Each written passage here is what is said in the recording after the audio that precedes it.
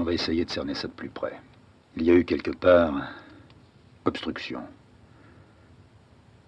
Impossible de voir où j'en suis. Je tourne. Je reviens souvent sur mes pas. J'ai la gueule ouverte et rien à foutre dedans. Une gueule toute noire. Un trou à combler par un vide. L'obstruction, je crois que c'était pour moi la ville. Seulement, je me suis rendu compte aussi qu'en l'ayant quitté, l'obstruction était toujours là. À un moment, j'ai été tellement paumé que j'ai vraiment tout essayé. Je sais que dans ma vie, j'ai essayé des tas de trucs. Mais je me suis mis à essayer tout. Tout ce qui pouvait aussi bien me fuir, me débiner. Me débinant moi-même devant ma propre ombre. J'avais des passages si brutaux entre l'insomnie et le rêve. Un rêve qui, quelquefois, était tout à fait éveillé. J'avais cette sensation dans mon crâne, de centaines et de centaines de rames de métro qui se seraient mis à proliférer entre des aiguillages fous, se frôlant les unes les autres sans jamais s'accrocher. Je me faisais mince pour laisser passer les gens et les gens. Avec tout ce que je pouvais avoir comme minuscule espoir quand j'étais enfermé dans ma chambre. Pour moi, un but. Essayer d'échapper au crochet que des bouchers que je ne connaissais pas auraient tendu, redoutable. Je sentais l'imminence d'un accident venir. Seulement, il ne venait pas. Je me sentais recouvert de sueur. Qu'est-ce que j'ai pu suer? Et quelquefois, au bout de plusieurs minutes, quelquefois d'heures, le tout entrecoupé de ces rêves que j'appelle éveillés, ou de cette sensation de rêver droit, debout. Je me disais, il va se passer quelque chose. Au plus loin que je puisse remonter, comme ça par hasard, et disons à chaud, à froid aussi, je me suis souvent dit, il va se passer quelque chose. Quand j'étais gamin, mais quand je suis devenu aussi ce qu'on appelle un homme, on me disait qu'il allait se passer quelque chose. Et petit à petit, j'y ai cru. Un quelque chose dont j'ignorais absolument tout. Je n'avais plus 20 ans, je n'avais plus 30 ans. Je venais de dépasser la quarantaine. J'avais, comme je l'ai dit, quitté la ville. Pour des raisons hors de notre volonté, c'est-à-dire de Cécile et de moi. Il avait fallu la quitter avec un bon prétexte. Parce qu'il fallait. Mais tout était absolument brouillé, je n'y voyais rien. Et lentement, je m'apercevais que j'entraînais avec moi, dans ma grande foulée, une femme qui avait envie d'y voir un peu plus clair. Je sentais que, en me perdant, j'étais en train de la perdre. Pas de la perdre pour moi, mais de la perdre pour elle. Alors que, sans nous être jamais fixé un programme quelconque à partir du moment où on s'était rencontrés, j'avais rêvé, pensé, voulu, expliquer que l'un comme l'autre, nous devions, si c'était possible, nous préserver de devenir un de ces couples, sorte de jumelage, où on réussirait à faire tenir un haut de forme sur une herbe. Seulement, en cavalant comme je cavalais, vraiment dans tous les sens. Autre chose qu'un bonhomme qui aurait le feu au cul. Un bonhomme qui aurait le feu en lui et qui réussirait à le transmettre à tout. Au métal, aux pierres. Et qui lentement verrait aussi l'autre. Celle avec qui non seulement il vit, mais avec qui il pense, avec qui il échange. Et qui elle aussi pense et veut échanger quelque chose. Tout ça qui était en train de s'effriter. De tomber peau par peau. Je perdais mes plumes, elle perdait ses écailles. Oui, il devait se passer quelque chose. Seulement pas plus elle que moi. Si nous le pressentions un peu, nous pouvions lui donner une image, une forme. Quelquefois, je restais enfermé dans l'autre chambre, sans pouvoir réfléchir. Je m'accrochais à tout. À une table, au pied de la table, à la petite nappe qu'elle avait posée dessus, aux petites fleurs qui étaient dessinées. C'était pas d'un printemps. C'était du vide. Je sentais se gonfler en moi une cloque. Je ne crois pas qu'ordinairement la cloque vient quand on a 20 ans. L'âge, ça veut rien dire. L'âge vrai. Il y a un autre âge, encore plus vrai, qui n'est pas celui de l'état civil. Cet âge-là ne peut pas progresser sans entraîner des explosions en vous. Bien sûr, j'y avais eu droit. Comme beaucoup. Je butais à droite, à gauche, avec ma tête, avec mes poings. Mais arrivé au point où j'en étais arrivé là dans une petite chambre au 2e étage d'une maison qui nous appartenait.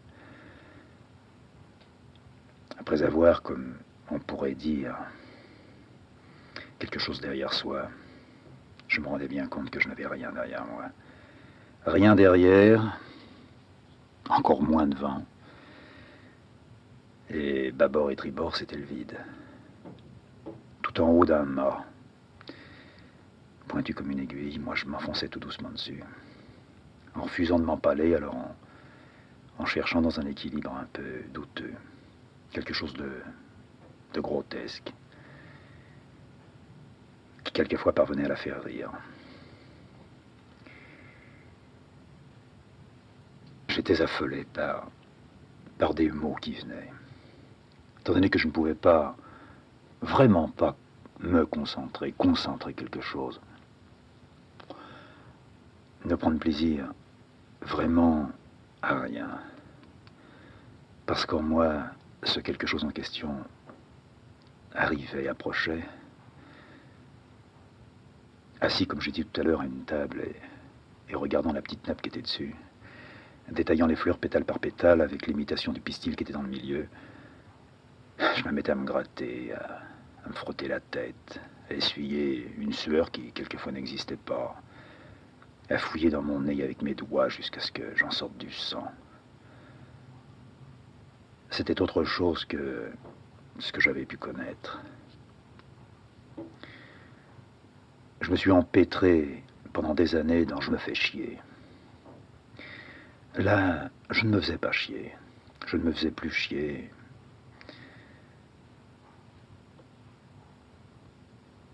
C'était une question très brève. Quand? Quand la chose viendra? Alors je l'attendais et je la redoutais. Je savais que toutes ces sensations de brûlure que j'avais en moi n'étaient en rien nécessaires à ce que j'aurais voulu mettre en route, ou ce que j'avais voulu mettre en route des années auparavant. Cette brûlure me dépassait. Alors que si j'avais eu des moments, appelons-les pénibles ou délicats, tout ce que l'on veut, c'était pas brûlant. Je ne me sentais pas non seulement chaud, mais je ne sentais pas le chaud dehors. Dans ces moments tout à fait particuliers où on se met à une table, avec ce petit quelque chose en soi, une sorte de petite flamme qui danse, et qu'on prend un crayon ou une plume et qu'on essaie de trouver le moment neutre pour permettre aux choses de passer. Et selon les moyens qu'on possède, et j'en possède peu dans ce domaine, non pas canaliser ce que l'on ressent, mais essayer de devenir tout simplement un conducteur comme un fil qui laisserait passer le courant. Je n'avais plus du tout ce besoin-là. J'en étais arrivé au point où je devais rester assis à une table, à regarder des petites fleurs imprimées et à chercher le pistil. Oui, c'était ça.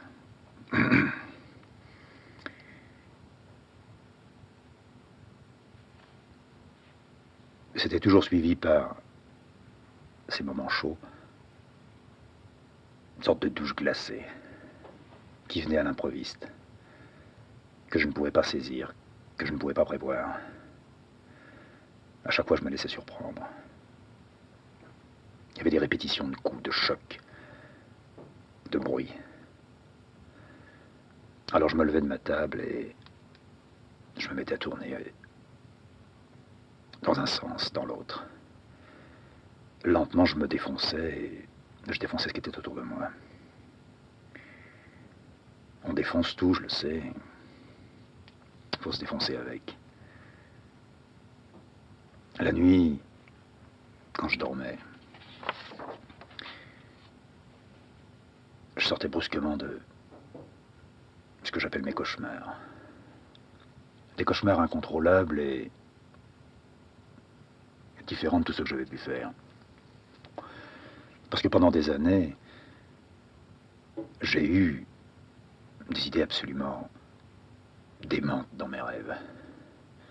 Seulement en étant éveillé, je m'étais non pas fixé comme absolue nécessité de remonter à cette source-là et d'essayer de voir le comment, le pourquoi, et à la suite de quoi j'en étais arrivé à rêver ça. Mais j'arrivais assez facilement à retrouver l'enchaînement et le déchaînement qu'il y avait. Là, depuis quelques années, je sentais que je m'enfonçais. Et mes cauchemars ne voulaient, pour moi, absolument plus rien dire. Je pataugeais dans tout, mais dans un tout qui ne ressemblait à rien. Qui continuait à m'inquiéter, à me brûler, à me mordre. Si l'on peut parler d'une auscultation de ses propres sensations, moi je l'ai essayé. Non pas de voir à quoi se raccrochait telle image ou tel mot qui, dans ma nuit, avait pris une telle ampleur ou qui quelquefois était un tout petit détail que je devais amplifier, mais j'essayais d'analyser avec les faibles moyens que j'avais. Et comme je n'obtenais aucune réponse de ma part, alors il était facile de tomber dans des souvenirs. Seulement ces souvenirs-là, des deux mains, je les chassais. De temps en temps apparaissait le cou décharné de ma vieille. Très rapidement, je collais un chiffon dessus. Comme quelqu'un qui veut arrêter un feu. On le roule dans une couverture. Moi, j'avais des couvertures pour éteindre toutes ces images-là. Je savais qu'elles ne me servaient absolument plus à rien, que ce n'était même plus une défense, une autodéfense, un refuge. Je n'avais plus de repères dans ce domaine. Alors après la vieille et son coup décharné, arrivaient les deux grosses pattes du vieux, pleines d'écharnes, qu'une à une, moi, je retirais quand j'étais môme. Ou bien encore une autre image, une énorme femme, couchée sur moi avec une tête absolument phénoménale, des yeux mi-clos et râlant la gueule ouverte. Là-dessus aussi, j'achetais une couverture. Non, il y avait quelque chose d'autre. Ce quelque chose qui va revenir si souvent, suivi de ce camp qui doit se précipiter à partir d'un point. J'essayais de colmater des brèches, mais des brèches que je ne voyais pas, que je croyais sentir à tel endroit, et quelquefois je colmatais ce qui n'était pas à colmater. Mais plus loin encore, je repiquais. Je revenais, le coup décharné. J'essuyais, je repartais, les mains. 3 images maîtresses qui se gonflaient en moi. 3 images maîtresses que je rayais. Et un jour, il m'a semblé que ce que je n'avais encore jamais essayé de remuer, peut-être que le moment était venu de le faire. En y réfléchissant à peine, J'écartais cette idée-là d'une main. Je ne pouvais que mentir, que leur mentir. Cécile, ma femme, à qui j'en parlais, me disait que c'était pas possible. Or, au fur et à mesure que ce quelque chose approchait, que ce camp allait être touché, je m'agrippais. Je m'agrippais non pas à des souvenirs que je connaissais, mais à un point qui m'aurait échappé. Et je me suis rendu compte que ce qui m'échappait, c'était la toute petite enfance. Là, j'étais peureux. J'avançais comme dans une clinique où il y a eu des opérés et qui gémissent partout. J'avançais là-dedans dans un couloir, tout blanc, tout suant. Au bout du couloir, peut-être qu'en poussant une porte, je retrouverais non pas le gosse, non pas le petit enfant, mais en l'entr'ouvrant, peut-être pas en grand, mais à peine, et en glissant un œil, je verrais le bébé. Et rien qu'à cette pensée, je reculais. Je reculais en me léchant les lèvres. J'ai cru retrouver une espèce de goût acre et gênant du lait de la mer. Et au fur et à mesure que je poussais cette porte, je ressentais comme une vinasse qui ne s'écoulait pas. Je ressentais aussi mon cul qu'on torchait, avec toutes ces frictions étouffantes après chaque merde. La tête en bas, le sang qui coule mal. La paire de baffes sur les fesses. Un caillou qui m'envahissait lentement. Suivi peut-être d'un spasme. Puis mon dégueulis tout étouffant. Puis là, je me suis mis à crier. Je me suis entendu crier. Le bout de chair en moi saignait. Je l'entends crier. Je l'entends brailler. Je vois comme un univers de coton et de gaz. Entre le verre de ma naissance et les premières années où, mollement, j'ai dû ouvrir les yeux, tendre mes oreilles et agrandir mes lèvres. Tout le monde a dû crier pendant ces années-là. Seulement, je n'ai aucune méthode. À ma table, après avoir retrouvé ou cru retrouver ce cri, ce mot de méthode, lui aussi fait partie de l'obstruction. De cette sorte d'occlusion que j'ai de temps en temps du côté des tripes. Un quelque chose qu'on aurait glissé là, dans le fond de ma gorge. Une étanchéité que j'aurais voulu faire sauter. Un crâne qui n'arrive pas à se vider tout en se liquéfiant. J'ignore tout. J'ai rien fait pour savoir. On m'a laissé sur le trottoir après un bombardement en règle. Il devrait y avoir des moyens. Ma chance, c'est de ne pas savoir comment s'y prendre. Seulement s'y prendre pourquoi?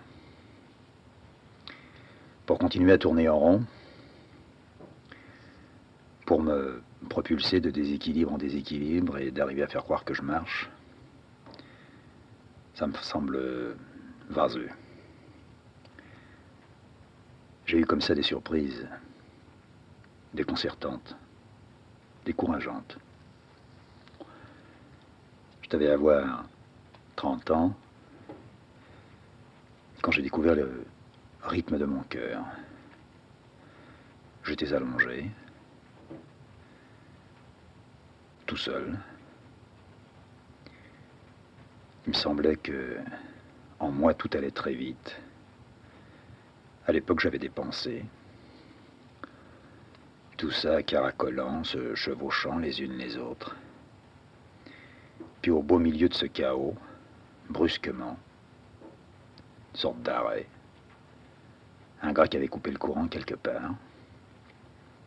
Et le bom, bom, bom, bom, c'était mon cœur. J'ai été étonné que lui continue si calmement, d'une façon si décourageante pour moi. Son bon petit rythme. Si rien ne se passait, ne pouvait se passer, alors il fallait attendre. Il y a en moi un côté de bête. Oui, des bêtes à quatre pattes. Peut-être des autres aussi que je connais pas. De ces bêtes résignées. Qui ne sont que des bouts de bidoche. Des bouts de bidoche arrêtés ou des bouts de bidoche ambulants.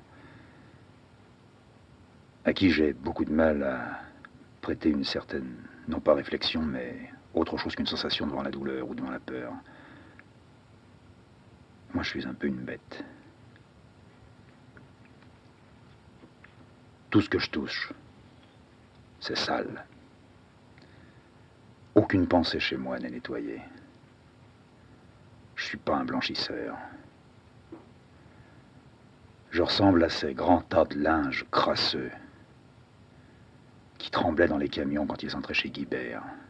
Si j'enfourne ce linge dans des essoreuses ou dans des baquets, si j'enfourne mon linge, je sais qu'il ressort encore plus dégueulasse après qu'avant. Revient aussi cette image, j'ose pas dire cette pensée, parce qu'à la fois cette pensée et cette image ne font qu'un,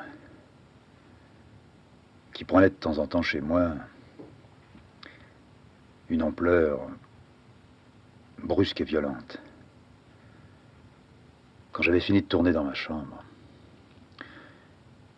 quand je finissais par oublier que, en dessous de moi, en dessous ce plancher, la femme que je démolissais lentement tournait en rond, quand j'entendais plus ses petits talons faire cloc-cloc par terre, quand je n'arrivais plus à remonter le courant, quand j'en avais marre de retrouver ce cri que, sans doute, je n'arrivais pas à rendre vrai, le cri que j'avais poussé, pendant qu'on me poussait, tout englué de vinasse et de résineux, quand je n'arrivais à plus rien faire, même plus à me dire quelque chose va venir et quand ce quelque chose viendra, alors je tombais dans une autre connerie. J'appelle ça une connerie aujourd'hui, mais je dois dire que je crois encore à cette connerie. M'est arrivé d'en parler avec elle. Seulement elle levait non pas les bras, mais elle levait ses sourcils et elle semblait aussi étonnée que si, m'attendant derrière une porte, elle avait trouvé un taureau, ou une girafe, ou une bouteille. Une bouteille parlante ou un taureau parlant. Je disais, j'ai pas le droit. Ça, c'est peut-être parce qu'on me l'a mis en tête ou parce que je me le suis mis en tête. Alors, comme elle ne me répondait pas, je remontais dans ma piaule. Cette chambre-là, elle était condamnée, condamnée pour moi, condamnée à elle. Alors, quand j'étais là-dedans, quand je me condamnais là-dedans, puis que j'avais ce petit bout de phrase, j'y ai pas droit. Oh, j'arrivais bien à faire quelques pas encore. Quelquefois, je me défendais comme je pouvais, je me disais droit à quoi? Qu'est-ce qui m'est interdit? Moi qui ai tellement voulu, non pas m'en payer, en disant m'en payer, j'entends me permettre. Permettre et voler, pour moi, ça n'a pas de sens. Mais pour moi, à une époque, l'interdit n'existait pas. Je n'étais que lutte, bagarre. J'avais besoin de sortir avec des coups sur la gueule, mais pas toujours d'enfiler, mais de recevoir. D'avoir l'illusion que ces coups-là pouvaient avoir un sens. Donc pas d'interdit. Tous les interdits devaient sauter les uns derrière les autres, comme des verrous avec des masses. Et me voilà, 15 ans, 20 ans après la grande bataille, à retomber dans un marais. J'ai pas le droit. J'ai passé des mois à retourner cette question. Et lentement, lentement, les proportions vont devenir telles que, à un moment donné, j'ai cru que c'était ça la cloque. Parce qu'au fond, je ne vais pas dire qu'est-ce que je voulais, et qu'est-ce que je n'avais pas et que j'avais voulu. J'avais pas une femme, je vivais avec une femme. Je vis encore avec elle. J'étais arrivé à battre là aussi des petites barrières. Parce que dans le milieu ouvrier, on fait peut-être pas mieux.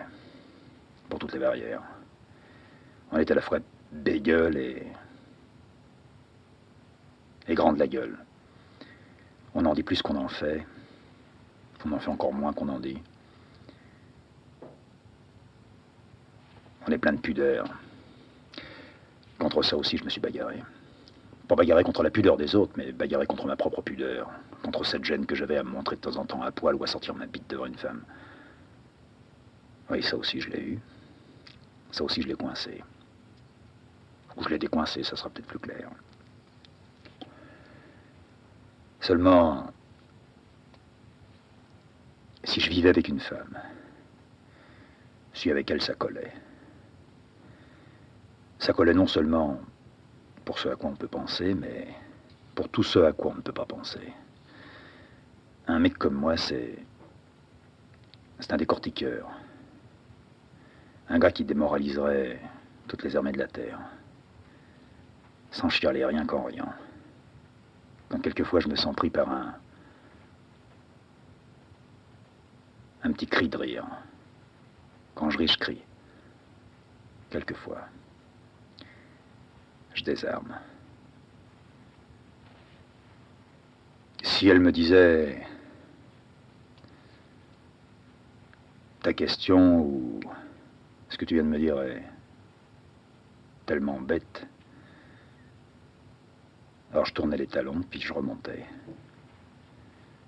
Seulement, c'était tellement démesuré.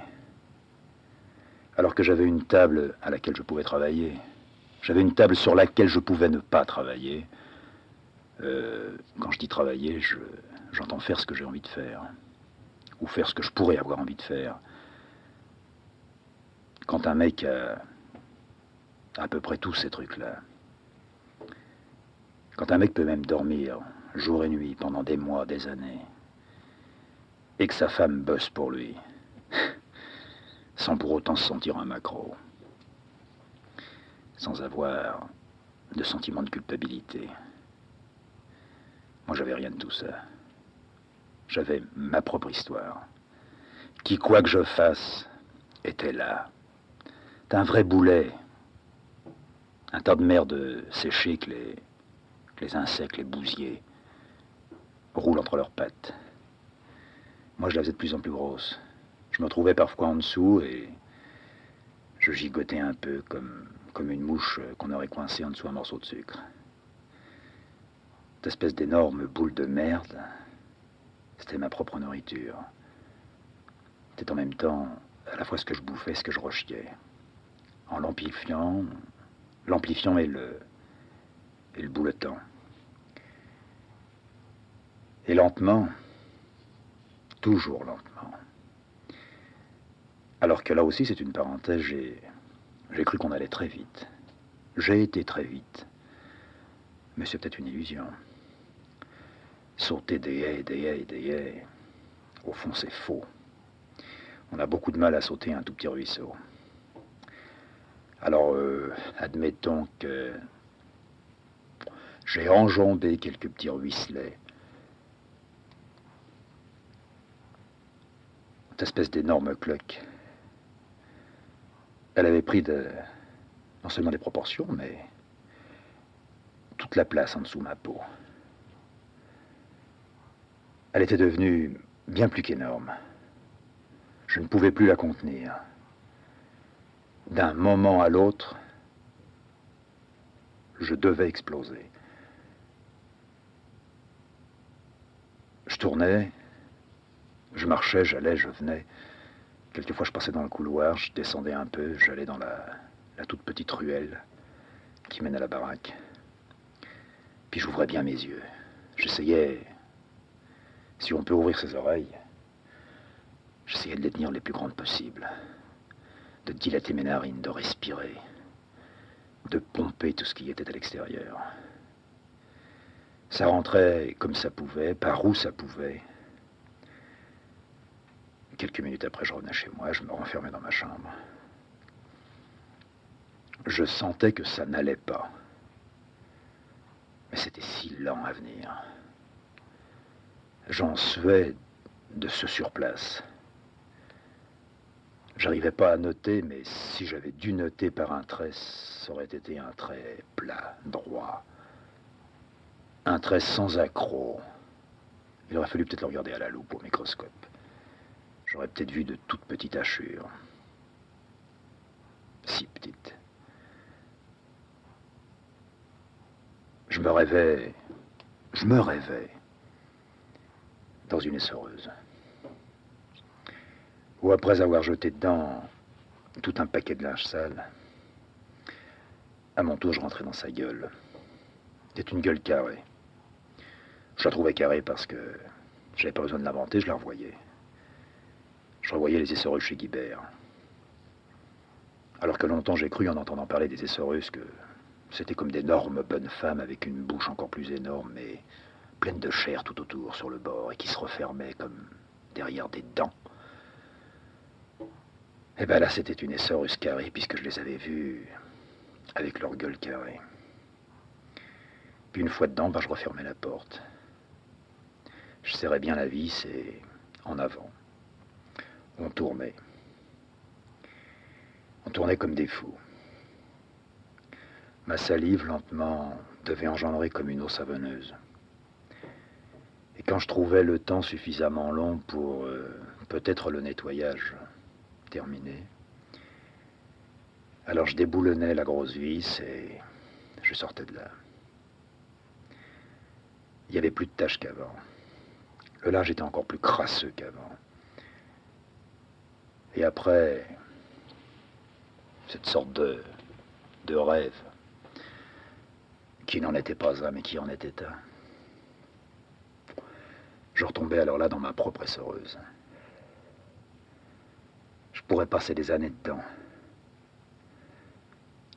Jamais j'arriverai à détacher, à arracher toutes ces salopes de petites questions, ces petites putains de phrases, ces merdes de mots qui sont culés les uns derrière les autres. Ah, j'y avais goûté. J'y avais goûté à cette merde. Allongé, presque peinard sur un paddock, tapant 39 ou 42 fièvre, une petite bécane sur le bide, en avant les doigts, les petits idlets qui galopaient dans tous les sens, avec des phrases à la fois confuses, perdues, ni qui me remplissaient, ni qui me vidaient, hein. Quelque chose là qui se faisait, mais en dehors de moi. C'est la raison pour laquelle quelque chose n'est pas venu. Parce que moi, ce que je pensais, enfin, ce que je pensais après, c'est qu'une fois terminé on n'ose pas appeler ça un bouquin, mais un paquet de pages, un bonhomme ne peut pas être resté le même.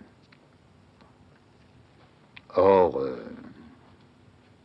ou bien je faisais mal mon travail propre, c'est-à-dire que je ne voyais pas, là aussi, les petites hachures dans le trait, ou bien alors j'avais tout à fait raison et j'accusais à fond le traitement qu'on m'avait donné pour lutter contre cette saloperie que j'avais laissé se développer en moi. Elle a un nom puisque c'était la tuberculose. En tout cas, j'avais vomi des pages sans avoir de spasme à l'estomac, sans avoir cette mauvaise haleine qu'on a derrière. Et entre la mauvaise haleine et le spasme, cette sensation de déchirure qu'on peut avoir tout le long du tube digestif. J'en connais un bout sur le dégueulis parce que je suis fort là-dessus. Seulement, j'ai pas dégueulé ce que j'ai écrit. C'est pas vrai. Pas plus que j'ai dégueulé ce que j'ai dessiné, c'est pas vrai non plus.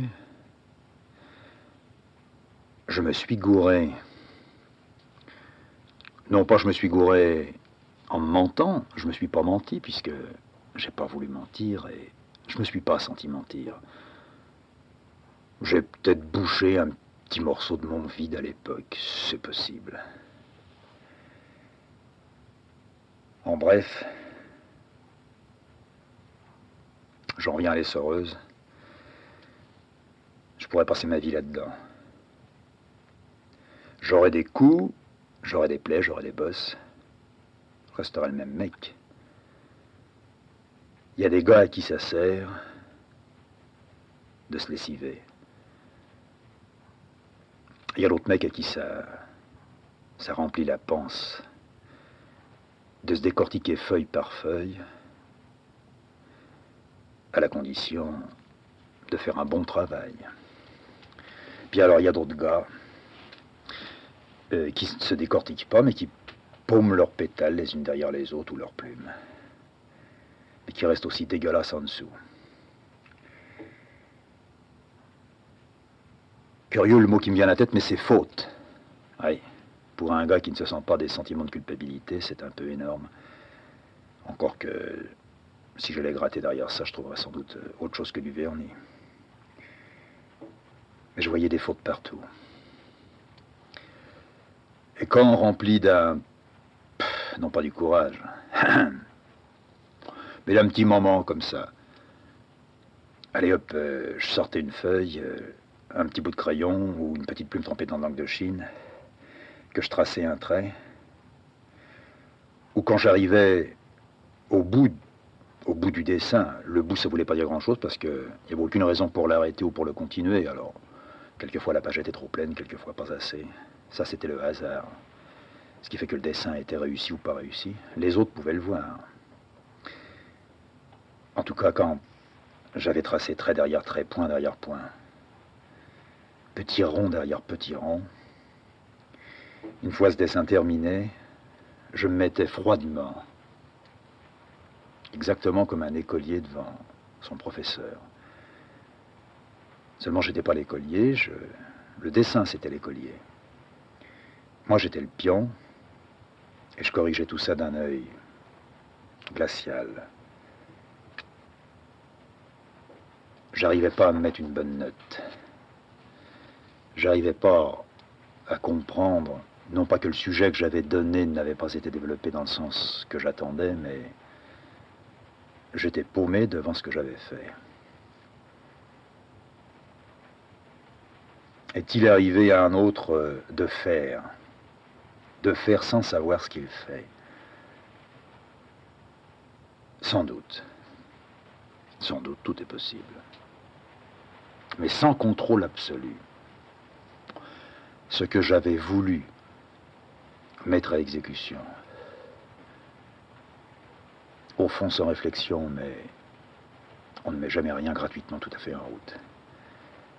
Si l'on déblaye le terrain, si l'on éjecte à la fois la vanité et l'orgueil que tous plus ou moins nous avons, il ne reste pas moins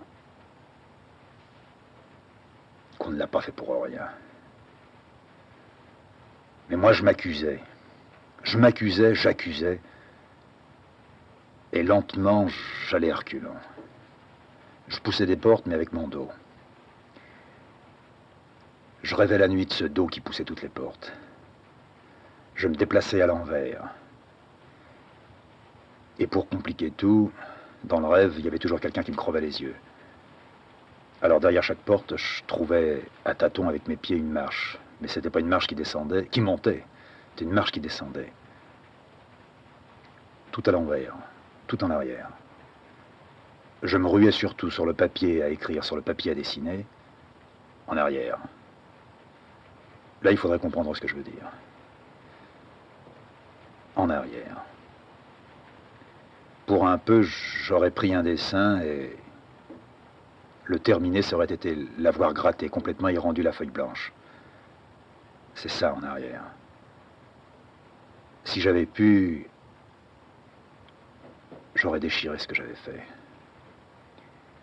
Je dis bien si j'avais pu parce que c'était en même temps un billot sur lequel je venais couper mon bois, mais compter mon bois coupé. Quelque chose qui ressemblait à des trous que j'aurais fait si j'avais été cette espèce de poinçonneur du métro, dont la vie est de faire des trous, mais dont les trous sont faits de petits ronds qui sont par terre et qui s'agglutinent autour de lui.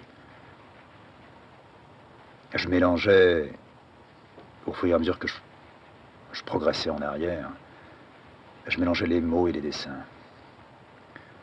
Je butais en plein milieu d'une phrase sur un mot qui ne venait pas. Alors je faisais un dessin à sa place.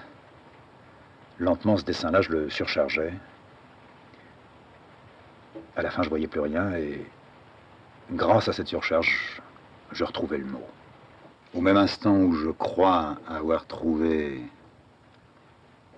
non pas une allure, non pas un rythme, mais appelons ça un élan, comme si la route que je suis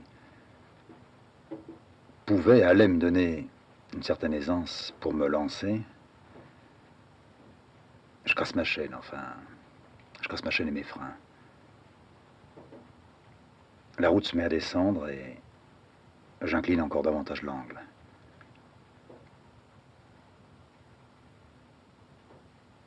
J'y vois, là encore, pendant cette descente, une preuve. Oui. Une preuve qu'un gars comme moi ne devait pas mettre le doigt là où il l'a mis. Et brusquement, à droite, à gauche, j'inverse. J'inverse à tout instant. Je me dis, seuls des gars comme moi devaient mettre le doigt là où ils l'ont mis. Un véritable moment de fou. En piste et pas en piste. Un balancement que je vais essayer de garder et de perdre. Le reprendre après l'avoir laissé, le laisser après l'avoir repris. Je vais laisser s'emballer le moteur. Je l'ai déjà laissé s'emballer. Mais cette fois, qui n'est pas la fois précédente, je suis de moins en moins sûr de moi. Il m'arrive, toujours à cette table, de m'y asseoir, de foutre ma tête sur mes mains et de voir l'homme que j'étais.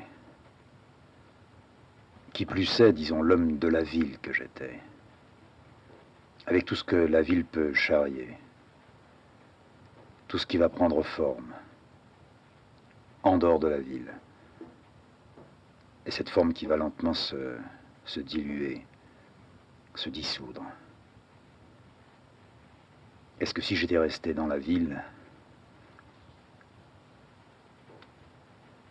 ou si je retournais dans la ville,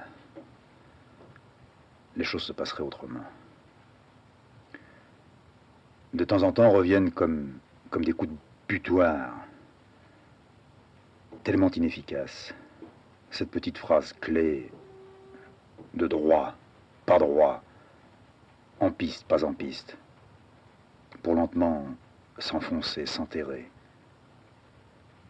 Tout sera imprégné de ça. C'est peut-être le mot, ou tout ce que l'on veut, ça. Qui à ce moment précis, et en ce moment précis,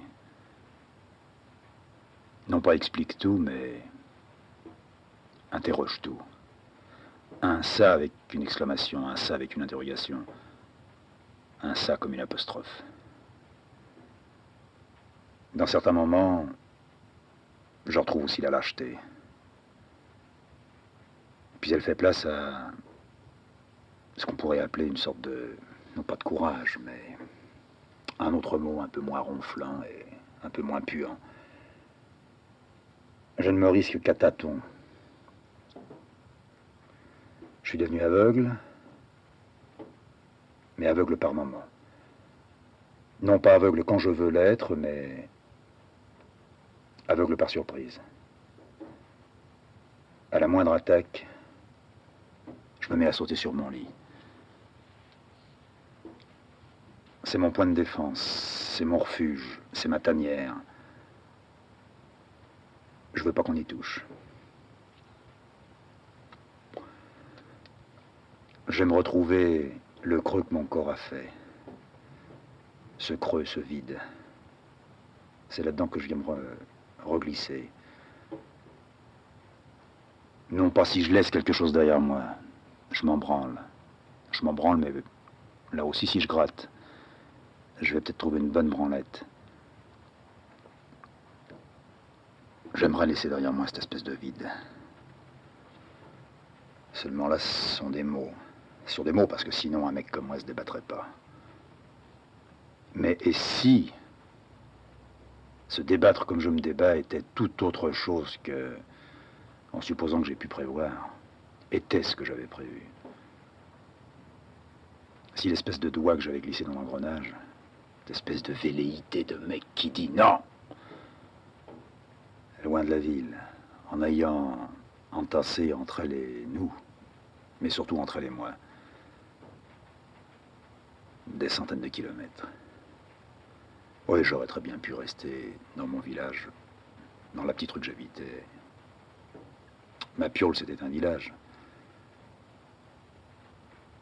Mais puisque je suis venu ici, dans ce village, dans cette Piole, le premier appareil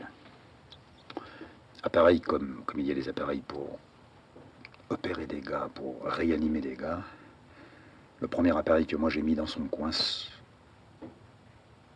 c'est un divan. Sur le divan, j'avais besoin de me sentir à l'aise. Et de ce mot à l'aise à libre, j'ai tapé des pages de je veux me sentir à l'aise, je veux me sentir à l'aise. L'homme libre, qu'est-ce que ça veut dire? Moi je réponds pas, mais rien répond à ça. Peut-être que je suis fait tout simplement pour lentement me zigouiller. J'ai fini de vouloir perdre mon temps à me poser cette question. J'arriverai pas à répondre. C'est après une absence de quelques semaines ici que j'entrerai peut-être vraiment dans mes terres. En moi s'est installé non pas un va-et-vient, mais un ébranlement de va-et-vient. À présent, je souffre bêtement de tout. Que ce soit une annonce à la radio ou un journal que j'en trouve, toutes les nouvelles me font éclater. Au plus loin que je puisse remonter, quand j'éclatais, quelquefois c'était de joie, parce qu'il y avait un carnage. D'autres fois c'était de mépris, parce qu'il y avait eu un autre carnage. J'ignorais totalement que j'avais des larmes. Et maintenant, voilà que Cécile et moi, on patauge dans une mare de larmes. Que je réussis, en la fixant, à la faire chialer.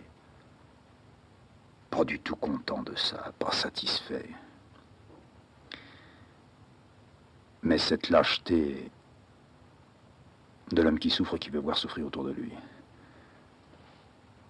La nuit, quand je m'éveille, je tends l'oreille. Ici, c'est le silence. Elle dort. Seul le chat Stéphane rôde et sent. Il lui arrive de sauter sur mon lit et de me renifler, comme si j'étais un rat. S'il le pouvait, il me becterait. J'apprends à connaître de nouveaux bruits dans la nuit. Des nuits d'insomnie, ça compte pour des mois sans sommeil. J'ai appris à ne plus bouger, à ne plus me retourner, à ne plus m'impatienter.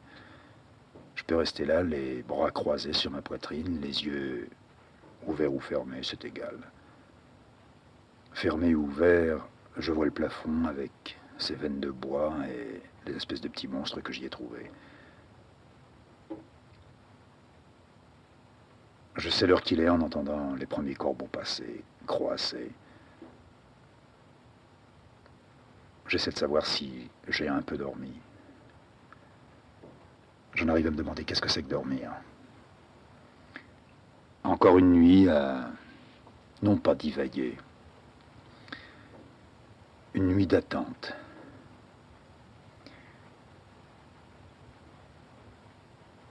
Vers les 2-3 heures du matin, chaque nuit, j'ai un passage difficile. Je ne me trompe jamais, quelquefois, j'éclaire un peu ma petite lampe et je jette un coup d'œil à ma montre. C'est toujours entre 2 et 3. Peut-être une heure fatale pour moi.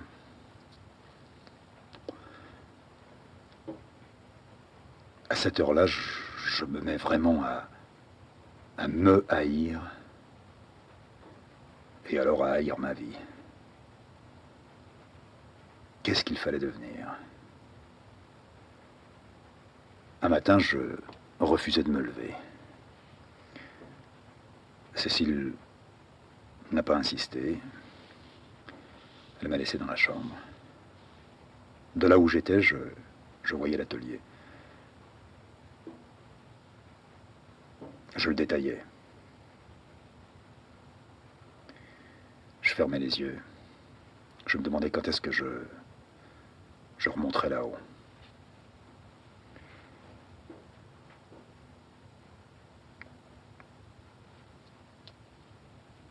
Au bout de 2-3 jours de lit complet, nous avons pris une décision. Je dis nous parce que sans nous être parlé, moi de mon côté et elle du sien, nous en étions arrivés à une certitude. Il fallait se tailler d'ici. Non pas se tailler définitivement, en tout cas on verrait ça après, mais se tailler d'ici. Et moi j'avais forgé dans mon crâne une nouvelle lubie. Ailleurs, je devais aller ailleurs. Ailleurs avant, je n'ai rien fait, mais ailleurs après, je ferai quelque chose. N'importe quoi, mais quelque chose. Ne plus rester dans un paddock, ne plus rester à une table. Ne plus regarder ces saloperies de bouquins qui m'entouraient. Alors on a choisi d'aller non pas le plus loin possible, mais pour nous assez loin. On s'est barré en Tunisie. On a atteint Sfax. Sur la mer, ça marchait pas. En arrivant à Tunis, ça marchait pas plus. On a dépassé des tas de patelins. On faisait ça en quart. Quand on est arrivé à Sfax, j'ai compris que ça irait encore moins. Elle m'a forcé, je me suis forcé.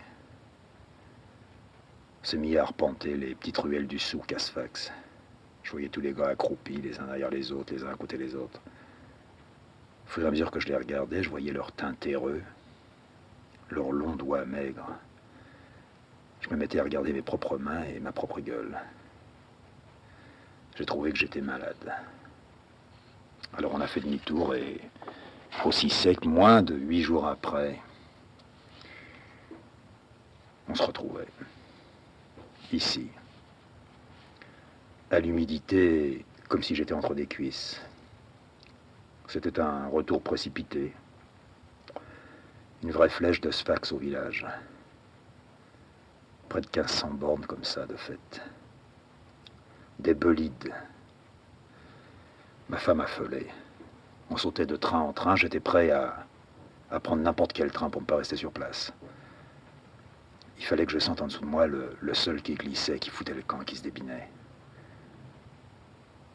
J'avais à la fois une brûlure dans le ventre, une brûlure dans la tête, une brûlure partout. Certes, je la connaissais, cette brûlure. Je savais que je pouvais peut-être couver quelque chose que j'avais connu, mais... Enfin, j'arrivais. Nous arrivions et... pas très loin de notre village, qu'on ne peut voir qu'en étant très près de lui, la route tout à coup se met à tourner. Et c'est de ce virage-là précis qu'on a la première grande vue sur le village, après quoi on le perd. On le perd pour le retrouver juste à son entrée. Quand j'ai revu le village, je me suis serré la tête. Puis j'ai commencé à pleurer. J'ai recommencé. En poussant la porte de notre grange, j'ai entrevu un escalier. Un escalier qui n'existait pas, qui n'avait jamais été là. J'ai eu peur en le voyant et je me suis retourné. Elle souriait. C'était, disait-elle, la surprise. Elle avait combiné pendant notre départ avec un charpentier de construire un atelier sous le toit. Ça allait être mon atelier, c'est comme ça que j'ai eu l'atelier. Et je me souviens, j'ai reculé devant cette première visite. Parce que c'était une visite comme à un mort.